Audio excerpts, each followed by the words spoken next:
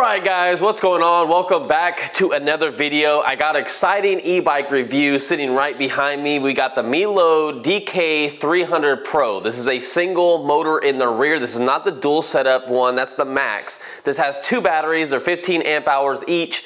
We're gonna get into it. This is gonna be a fantastic bike to review. So let's bring in here with a camera and go over some of the stuff so we can hurry up and get on this ride. So coming back here, you do have a full rear fender. Here is your 1200 watt motor sitting right there, and it is a 48 volt e-bike.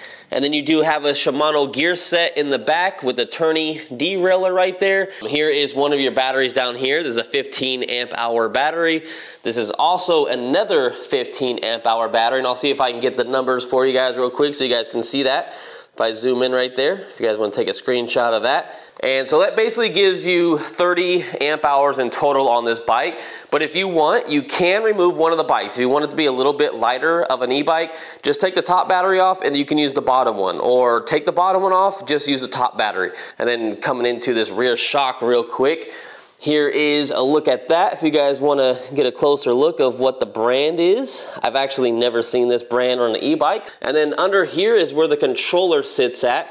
And you can see that the seat bolts are very easy to access just in case you ever want to change the seat out. Now moving on to the front, let's start at the top. You do have hydraulic brakes and they're branded by the company themselves. You have a half twist throttle right here, some cheap little, they feel like rubber grips, but they don't feel that great.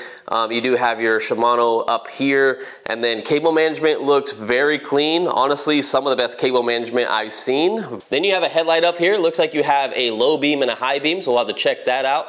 You do have a full fender right here with front suspension, and you come down here, here is your brake rotor. They're only 160, they're not 180 that come on most bikes. So we're a little bit smaller of a brake rotor on this e-bike, but again, we're still working with hydraulic brakes, so that's very good.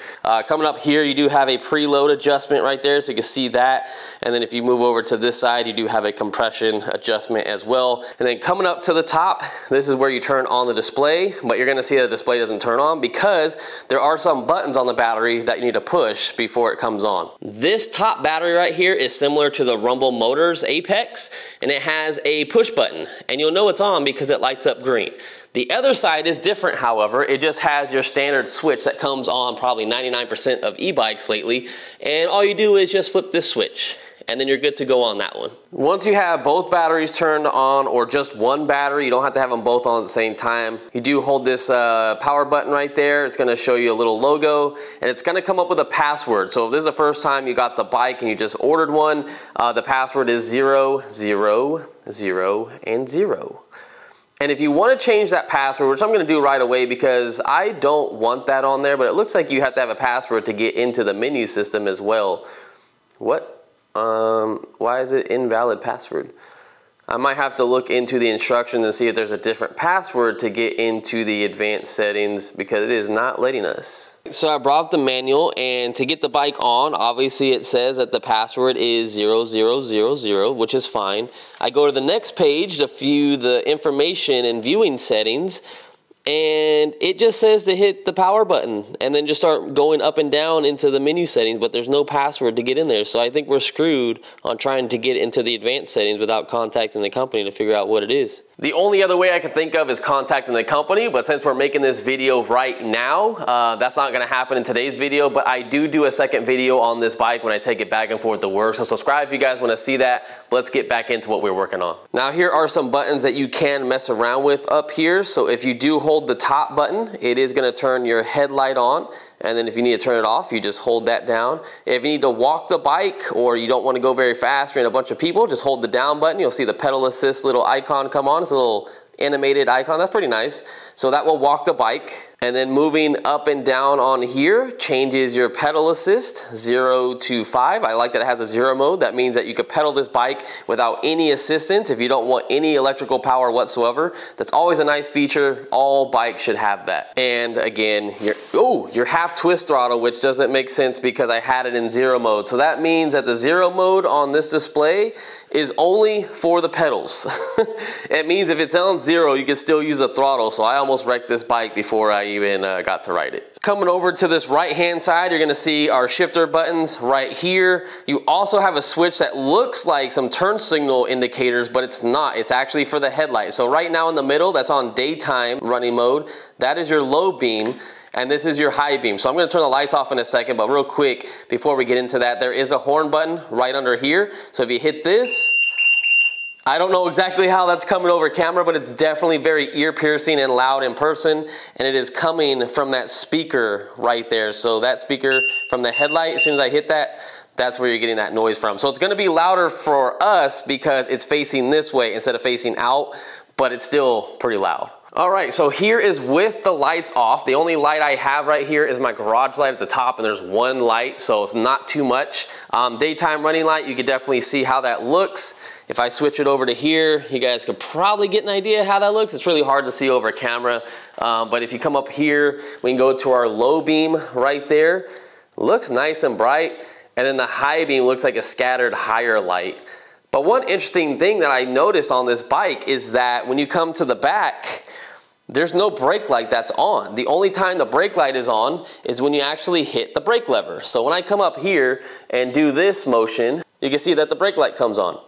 So I'm not exactly sure if I just got a defective unit or for some reason the brake light just does not work, because that is a huge safety thing when riding around at night. And like how I do on all e-bikes, I like you guys to see how I sit on these bikes. So let me move it a little bit farther so you guys can see me. But here we go. This is me sitting on the bike at about 5'9", 5'10". It sits pretty comfortable to me. Like I said, I'm gonna complain about the seat a little bit because I feel like it'd have been better if it was like this. But I feel like I'm just a little bit too close to the handlebars. But if you keep moving the handlebars farther, you're just gonna start going down like this. But anyways, this is how I sit on the bike. My feet are planted. I'm not tippy-toeing, so it's a pretty comfortable bike for people that are probably starting at about 5'5" and maybe I would say like 6'3", maybe 6'2", so somewhere around there. But I know the website says it recommends someone that's like 5'2" or something like that. I highly don't recommend anyone under 5'5", so just keep that in mind if you're looking at buying this type of bike. And did you know that the weight capacity of this bike is 450 pounds? That is a lot of weight, but I've seen a lot of reviews on this bike already, and keep in mind, if you are 250 plus, you're definitely gonna take away from some of the performance of this bike, the torque, the acceleration, and the range of this bike as well. So with that said, let's put my GoPro on and let's get out there and hit the road.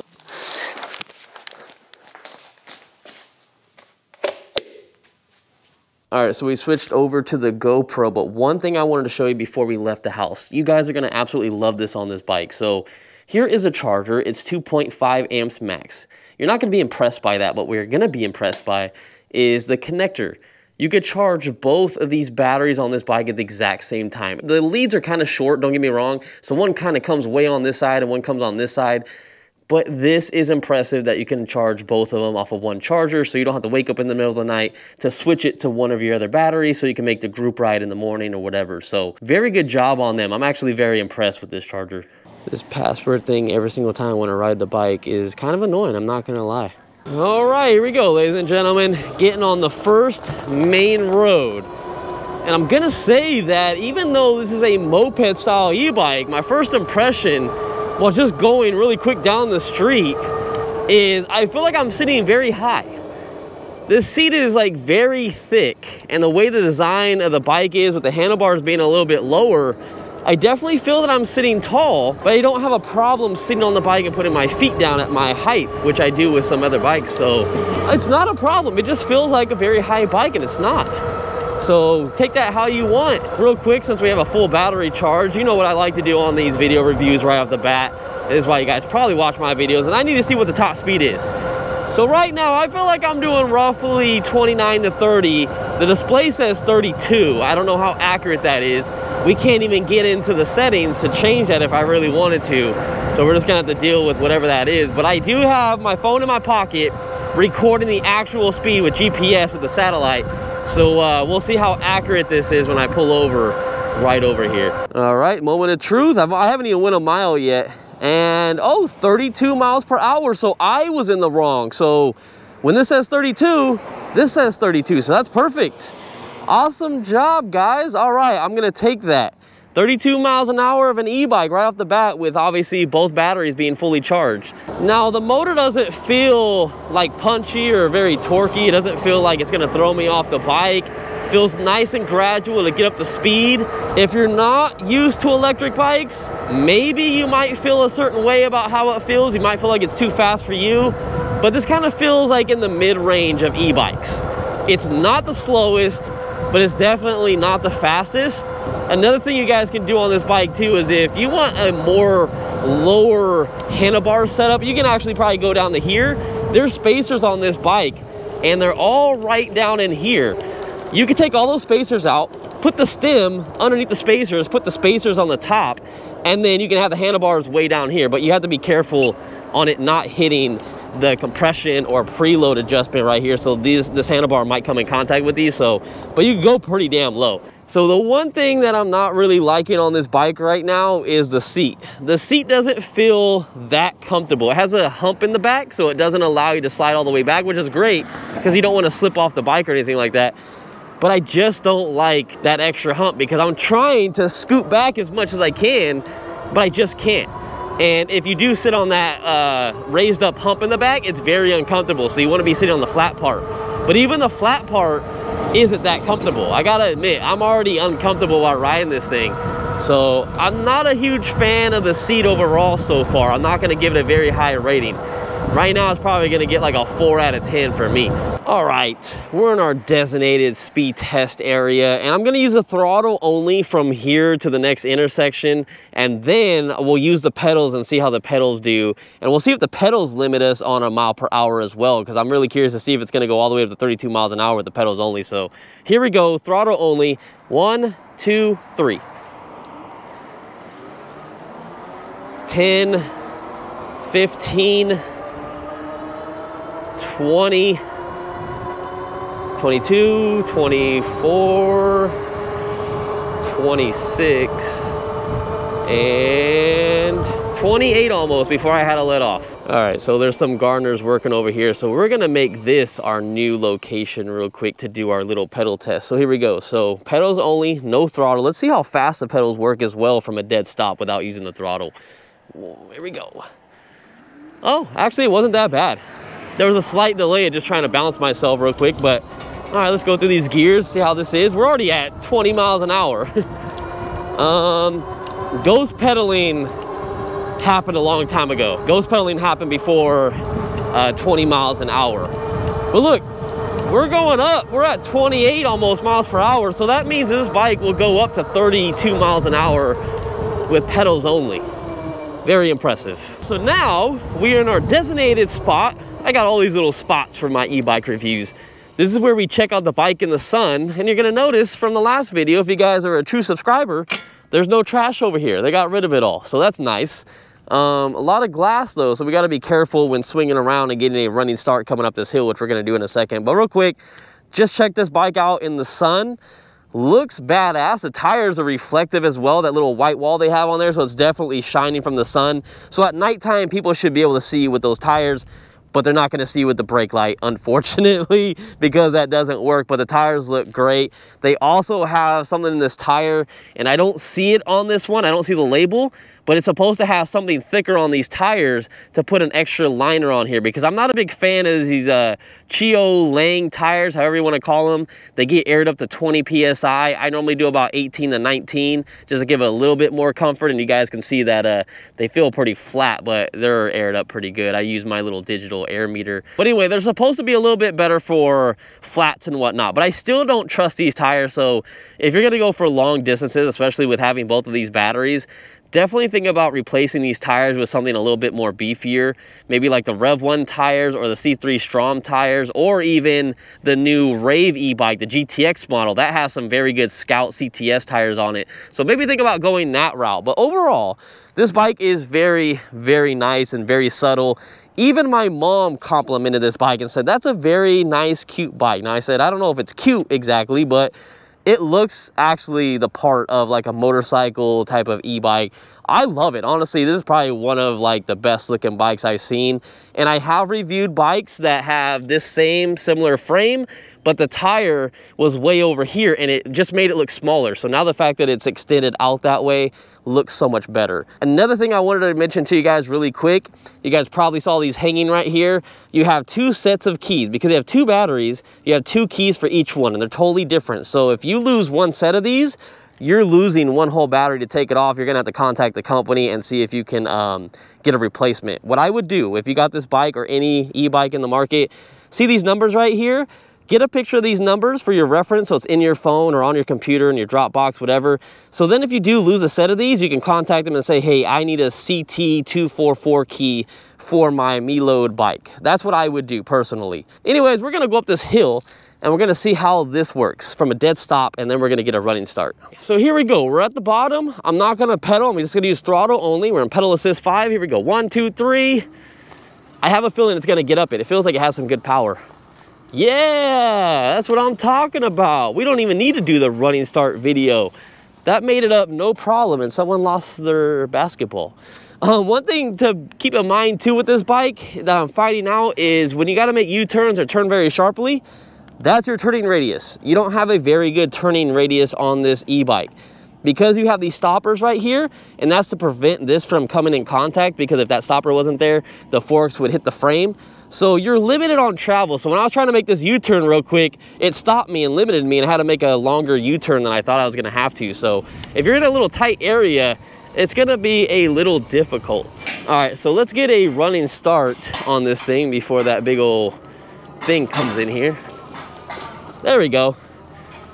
This bike shouldn't be too bad for hills, but if you live somewhere where there's a lot of hills and you're going up something that's like 30% for like a mile, like San Francisco or something like that, you might have a problem. It's not that fast on an e-bike.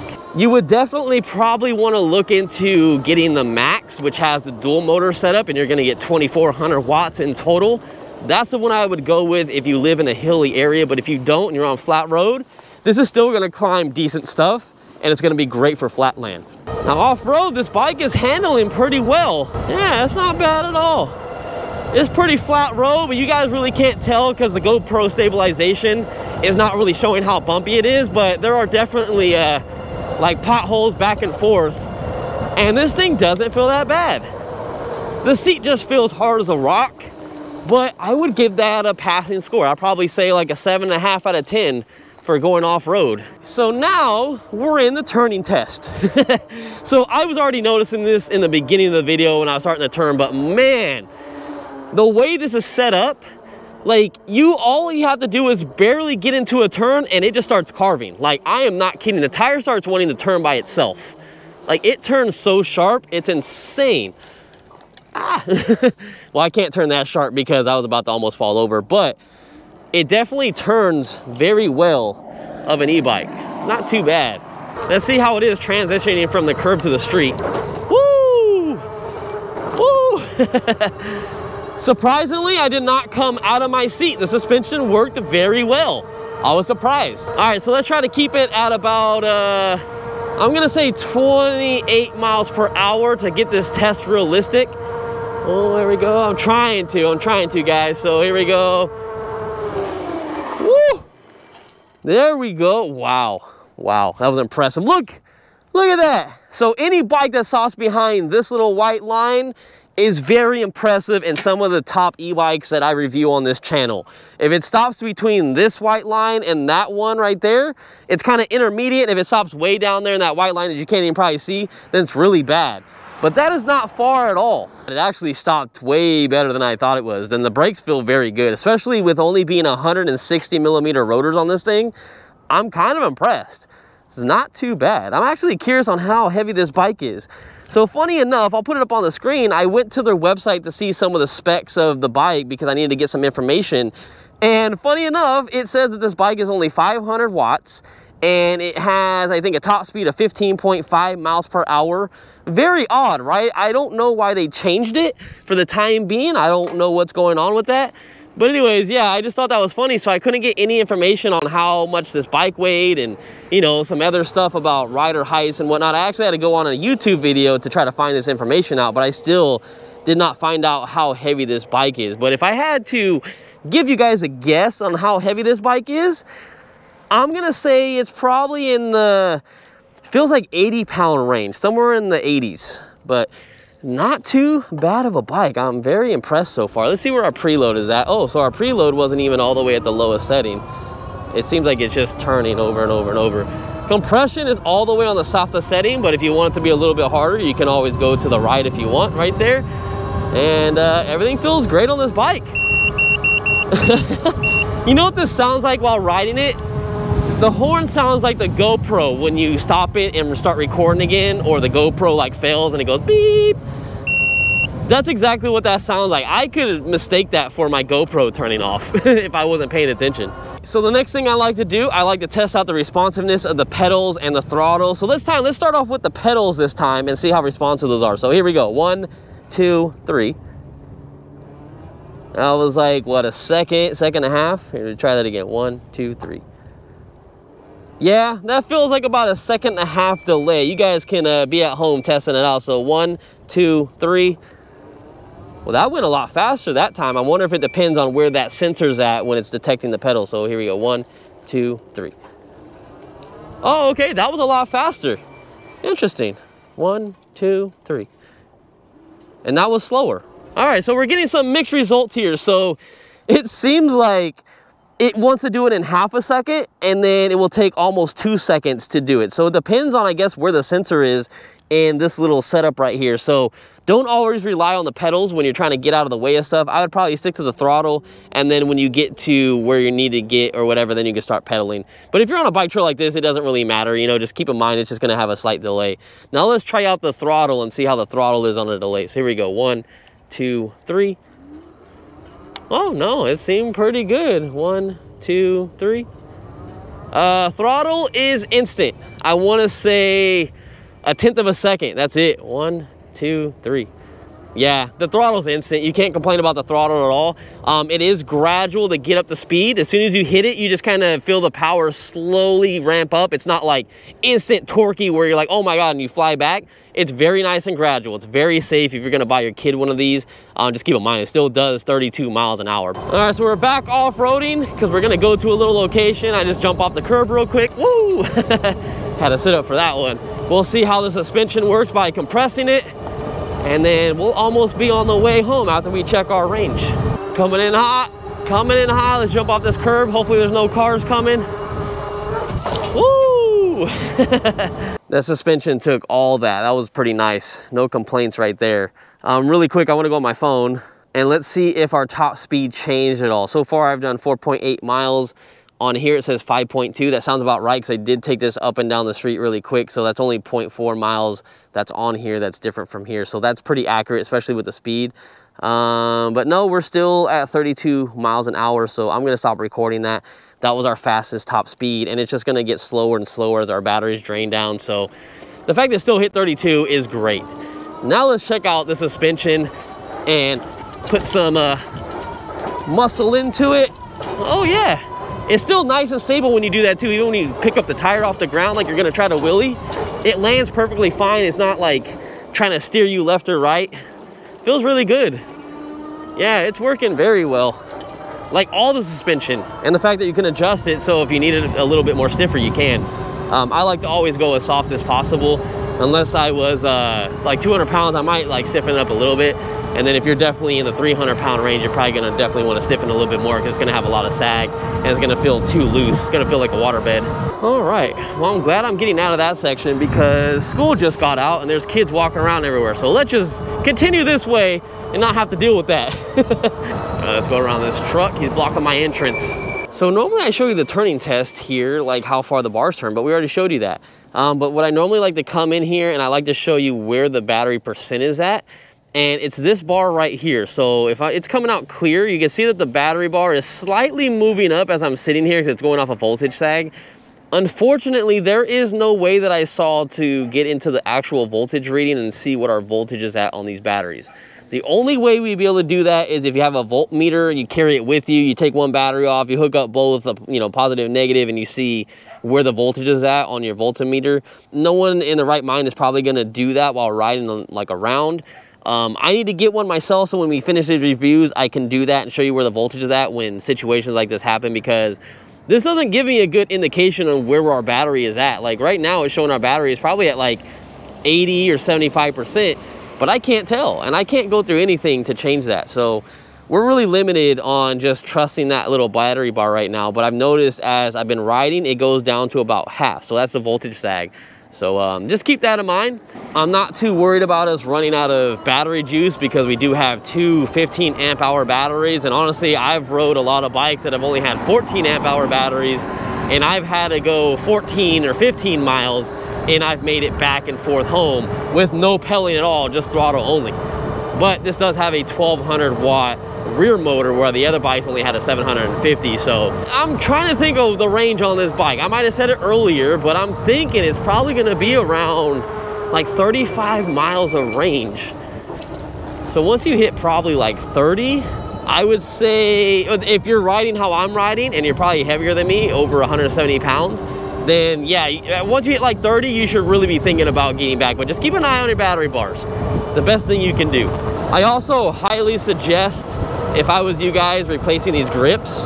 The grips aren't that great. That's why I'm not wearing gloves, because I like to see how these grips are on all these e-bikes when I get them in. And I'm not a big fan of them. They're kind of hurting my hands a little bit. And then the next thing that I would probably change on this bike, if you're gonna go very far on it, is the tires. Definitely make sure to get tires for this bike.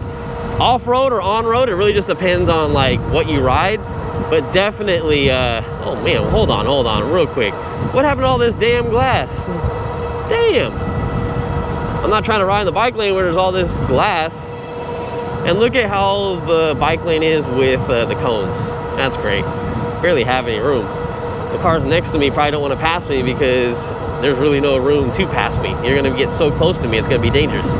All right, guys, so this should look familiar. This is how we normally start our videos out, but this is how we're finishing, with the camera over there, me behind the bike. And let's just start off with saying some pros and cons of the bike. So overall, one of the biggest pros I think I actually like about this bike is the styling of it. It honestly looks so good, and that's my personal opinion. But if you guys value my opinion, then I say this is a fantastic looking bike. And the fact that you have dual batteries with it and everything like that, and then the charger that I just had to kick out of the way because it was in the way of making this video, is that it has two plugs on it, so you can just rest assured when you go to bed at night, you could basically just plug both of these in, get them charging both at the same time, wake up with a full battery to get your day started to go to work and whatnot. That's a very nice touch. The headlight, we're definitely gonna have to check out in the next video. It looked okay, but it didn't look very wide. It looked very centered, so we're just gonna have to find out in the next video. The horn is very loud. I like that it has a daytime running light, a high beam and a low beam. The display is very nice. It's bigger than most. Most of the other ones are like in the middle, but I'm okay with that. The fact that we can't get into the advanced settings and there's nothing in the manual, which I read, to get in there, that kind of sucks. I'll have to contact the company and see if we get that working before the next video. And then make sure you don't lose the keys. You got 4 keys. You can lower the handlebars, like I said, so if you want to take all these spacers out right here, you can put the stem down here, the spacers on top, and you'll have more of a, I don't know, a cafe racer style e-bike. The seat, not a big fan of. It's very hard. It feels nice when you push down on it, but it's kind of hard. And having this extra lump right here, it's nice that you don't slide off the seat back here, but if you sit on this, it's very hard and it feels uncomfortable. But I noticed when I heavily braked, you kind of slide on the seat a little bit far forward. And I'm wearing jeans, and I started feeling my butt slide up to the front of the battery. But the battery is really close, so it's gonna save you from you know, going too far. But don't try to smack yourself right here in the middle. That's definitely gonna hurt. The handling of this bike was great, no complaints. Suspension was great, off-road and on-road. I like the tires, but I'd probably say after you get this bike and ride it for a while, maybe think about getting some like beefier tires, and then maybe when you get your first flat or something, change out the tires and don't go back to these. I personally wouldn't. I didn't get anything on me. The fenders protected me from like all the mud and dirt that we went through, so that was nice. The brakes are fantastic. They're actually beyond fantastic for this type of bike. I don't know if they work very well because this wheel is stretched out so far in the back and it puts better load on the bike when you're using both the brakes. I don't know, but they stop phenomenally at 28 miles per hour. The range, on the other hand, I can't really tell you what the range is gonna be. I really have no idea because there's no voltage system on here, and I'm not a big fan. There's no battery bars. It's just an actual I don't know what you'd call it, just like a status little bar that's just slowly draining. It looks cool, but it's not realistic to kind of tell. And I wish it said percentage or something if it's not gonna show us voltage. So that's unfortunate. The other biggest thing about this bike that is a huge complaint, and like I said, maybe I got a defective one, but the fact that this does not light up, the rear brake light does not work when I turned on the bike with the display with the headlight on.